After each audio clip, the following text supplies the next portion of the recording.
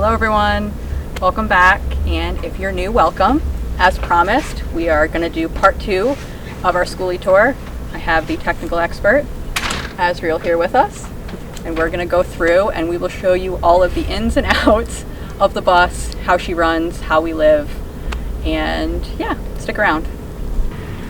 Hey friends, so I suppose we're going to give you a rundown on what the bus is. It is a 1990 International 3800. It has a DT360 engine in it, and it is mechanical, which means that it does not have any electronic control regarding regarding how the engine operates, which was what we were looking for.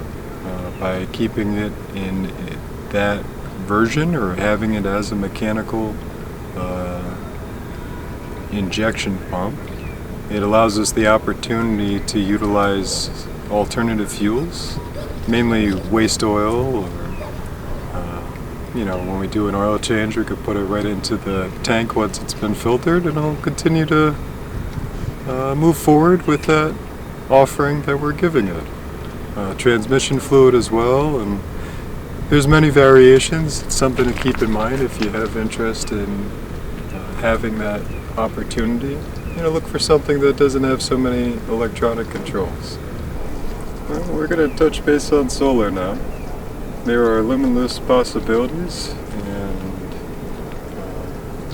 opportunities in how you can approach it. For us, we have found that having a larger battery bank with a smaller solar array works for us. We have 800 watts on the roof, and then we have 600 watts on the ground. That way we can have the opportunity to move the panels where we're going to get the most exposure. And on the inside we have 5 200 amp hour batteries wired in parallel, and the solar system's in parallel as well. The thoughts going forward with that was mainly the idea that each panel works individually. When you wire them in series, they work as one singular unit. And even though that drops the overall ampage going in, which reduces heat, it also makes it so that if one panel is blocked, it won't provide as much recovery as it can, because it is working as a singular unit. So parallel is what works for us. Here are the panels on the roof. This is what we have up here. And this is also where we store traveling bins. This is the top to our wood stove. We have bins that are stored here, which have a channel that is screwed into the top of the bus. And then over here we have the roof deck.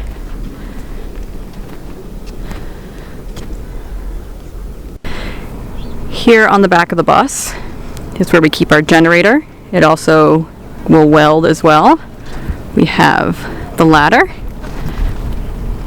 This sign specifically has been a new addition, and something that helps other drivers know that when they're behind us and we're only going 55, it's because we have a governor and we can't go any faster.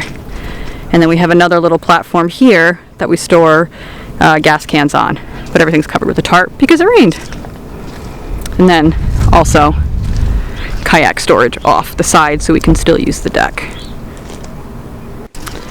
Speaking of generators, when we want to plug it in, this is where we plug the generator into, and it will charge the batteries. Utilizing the inverter. It's an inverter charger that gives us that opportunity in case it's raining. This is where we hook up our portable array or our mobile array, and it is wired directly back to our charge controller. We have a 100 amp hour Renogy charge controller inside, and this is how we plug in the outside panels. The front driver's area is where we have our inverter charger. which that plug connects to that we showed you outside. And then here is also where our DC to DC charger is, which gives us the option of charging while we're driving. And then all of this connects up to the panels through the roof. So this is our 100 amp MPPT charge controller. Basically what that means is that it can take 100 amps or just about 100 amps coming through it in order to charge the batteries. And then the MPPT is like a monitoring system that allows the solar to charge the batteries thoroughly, and then once it gets to a certain percentage it'll actually shift how it's charging. They have a boost stage, they have multiple stages, I think it's 4 in total, and that provides an equalization of power between each battery. And since we have 5, you want it to be equal throughout each of them, and that really is what determines the length of time that your battery is good for. The current is, or how it's being discharged and charged, is a lot to do with that.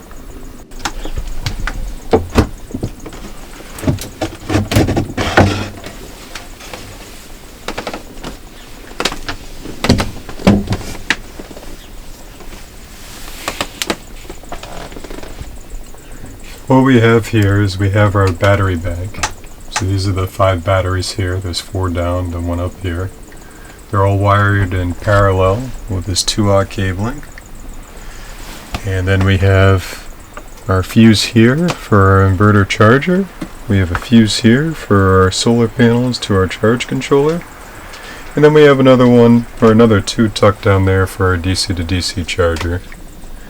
And then in the back we're actually utilizing bus bars to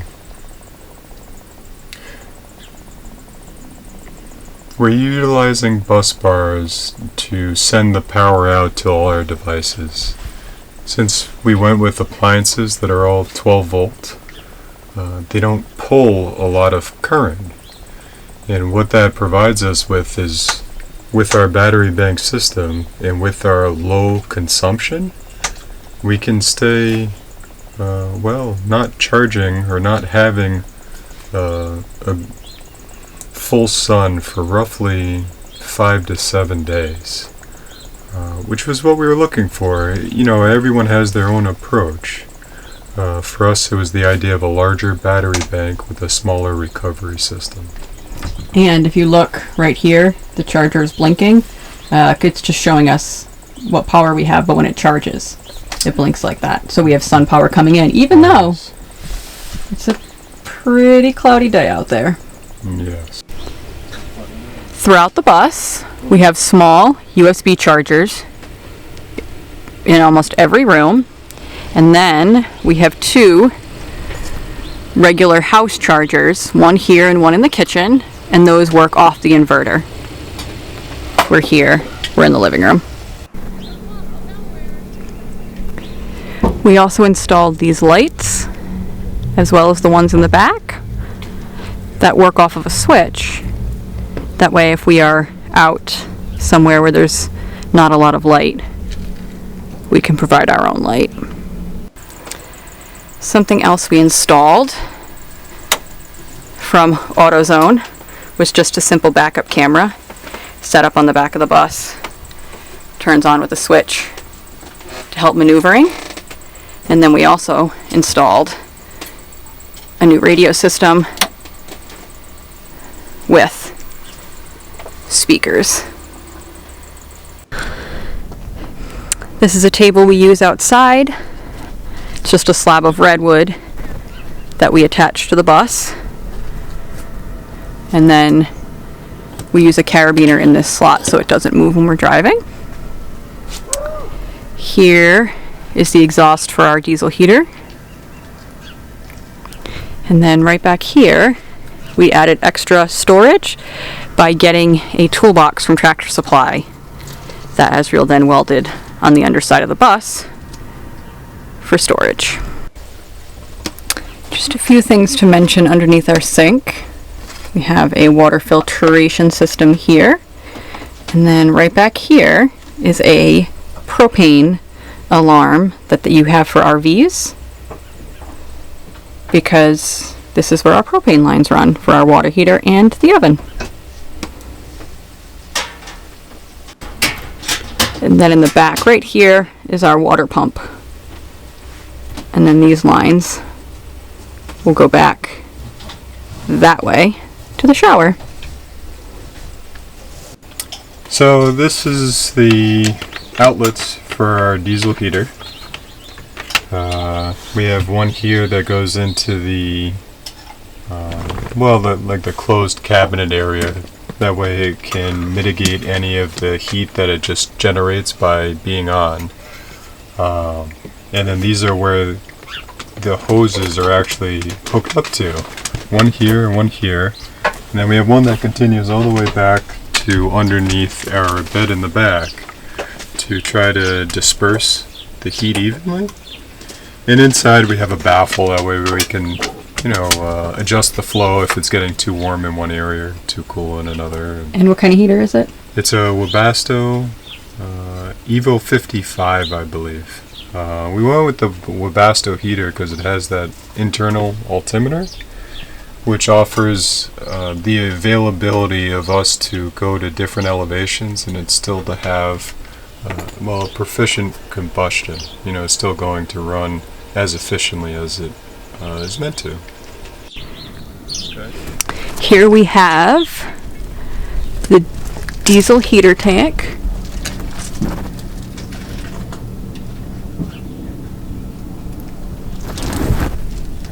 Which holds the fuel for the diesel heater. This is our water heater in our setup.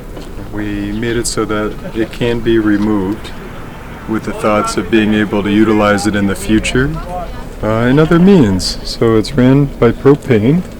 And those are actually washing machine hoses that run to the underneath of the bus, where I have two spigots to make it so that when we remove it we can still utilize the water, just not have the hot water side of it. And right next door to it is their 100-gallon water tank. And right above the water tank is actually where you can adjust the temperature of the water heater by utilizing the thermostat that it comes with. And then we plug it in here, which is connected to our... Yes, it's connected to our inverter. We wanted an outside plug as well, that way while working outside or just to have that extra capacity. And then we also store the propane here under the bus in an old drum. So for the gray water side of things, we're utilizing an old 50-gallon blue drum that we piped in our drains from the shower and also from the sink, and utilizing some flexible spa hosing to make the bends that we needed and to have that capacity so that way when we're driving it can flex. It's not going to be so rigid where it might break. And in doing so, our drain is just a standard hose spigot. That way we can drain it utilizing a garden hose. And since we only have gray water, all we need is a small outlet to allow it to go to where it needs to be put. And this is our new compost toilet setup. All of our tissues go in here. We have towel storage in here. On this side is where we keep the shavings to put over the toilet. Back there is the fan for the toilet. So the key with the composting toilet and living on a bus is to keep the airflow moving. And you'll see here, we have a P diverter, which goes down through the bus and catches into that gas tank. And this is the fan and the tubes that circulate the air. And then we keep the number 2 covered with pine shavings. This is the underside of the bus where our urine diverter goes. That's the tube that comes down from the toilet, and then it connects right here into this gas tank, which is held on to brackets that we then take off and empty. Say hi, little. This is our new fan vent for the composting toilet. Aesthetically, check out the other video for the shower, but here I just wanted to show you that we just have a valve, and this valve is hooked up to only hot water because our hot water tank, we get to set the temperature, and so there's only one pipe coming back here. Before we take a shower, we each individually set the temperature, and then you'll also notice that the shower valve is off the side of the bus and not the roof. We actually have to hold the shower handle when we're showering, which helps us to conserve water because we can't just stand within the water. We actually have to rinse ourselves off. We hope you enjoyed our tour. If you didn't see the first part, which was the aesthetics of the bus, be sure to check it out. I will link it up here, and stay tuned for what we have coming up next. And thank you for supporting us. We love you.